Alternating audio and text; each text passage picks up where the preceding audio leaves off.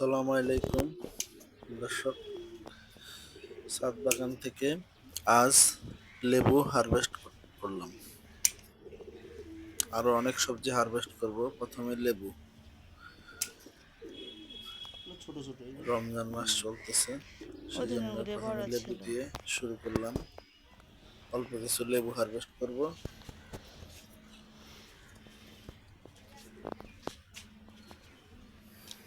এবছর লেবু কম আসছে গাছে, দেখি সারটা দিয়ে ঠিক করা যায় কিনা গাছে আগে থেকে।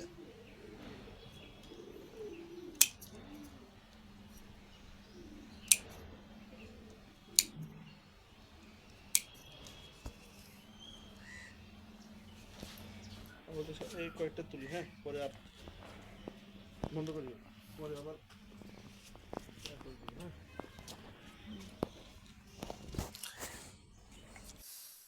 এরপর মিষ্টি কুমড়ার ফুল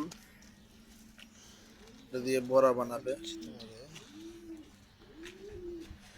সেজন্য মিষ্টি কুমড়ার ফুল দেখেন, কিছু মিষ্টি কুমড়ার ফুল হারভেস্ট করলাম। ভাজি করব।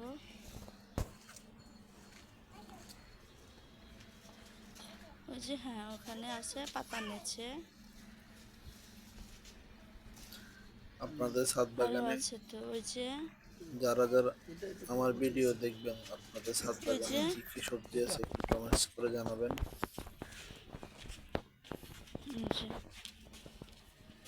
অল্প কিছু মিষ্টি কুমড়া নিলাম, তুলে নিলাম, মোড়া বানাবে। টমেটো, কিছু টমেটো দিচ্ছি, টমেটো।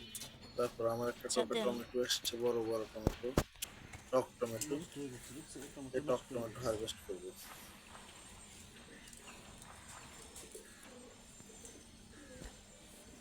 বেশ বড় বড়, এই যে ছিটতেছি, অনেক বড় বড় টমেটো।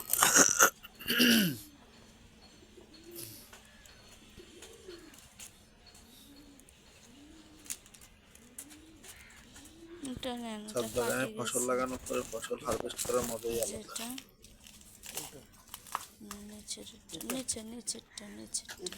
হ্যাঁ, হাঁটে নাই, কিন্তু হাঁটার মতো অন্যরকম একটা আনন্দ লাগে। এগুলা কি করবেন টমেটো গুলা? টমেটো দিয়ে তুমি তরকারি দিয়ে দিবা। এই বছর আমাদের কাঁচা টমেটো ভাজি খাওয়া হয় না। সামনে খাইতে পারবা, রমজান গেলে খাইতে পারবা। এগুলো মাছের টমেটো। ওই যে আরেকটা, ওটারও হয়ে গেছে। হ্যাঁ, না উপরেরটা, উপরেরটা। হ্যাঁ, কিছু কিছু টমেটো নষ্ট হয়ে যাচ্ছে রোদ্রে, সেজন্যই সংগ্রহ করতেছি। এটা দিয়ে মাছ খাবো, নাহলে টমেটো ডিম দিয়ে ভাজি করে খাওয়ার জন্য।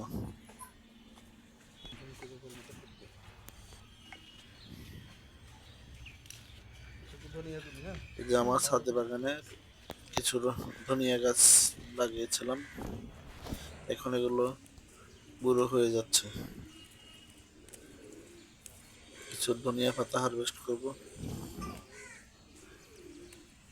এটা সমস্যা আরো বড় হতো, কিন্তু এখন আর হবে না, কারণ গরম পড়ে যাওয়ার কারণে ধনিয়া পাতাগুলো আর বড় হবে না।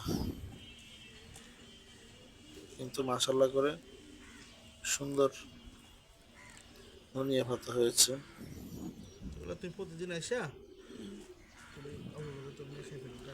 আমার কাছে ভালোই লাগে, খারাপ না।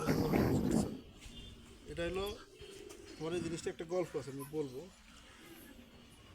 এটা রৌদ্র পাইছে না, এখন এই মাটি এই তাপটা এটা জানান দিচ্ছে এই গরমকাল চলে এসেছে। আপনাদের ছাদ বাগানে ধনিয়া করছেন কিনা শীতে আমাকে কমেন্টস করে জানাবেন। এই যে বাতি হয়ে গেছে, এগুলো তুমি প্রতিদিন তুলে তুলে নিয়ে অল্প অল্প তুলে তুলে খাই ফেলিও। হ্যাঁ,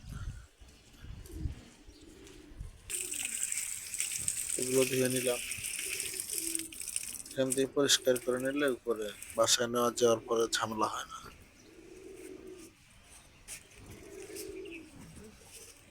খুব সুন্দর সুগন্ধ, তুমি শুনে দেখো, খুব সুন্দর সুগন্ধ, ধনিয়া গন্ধ।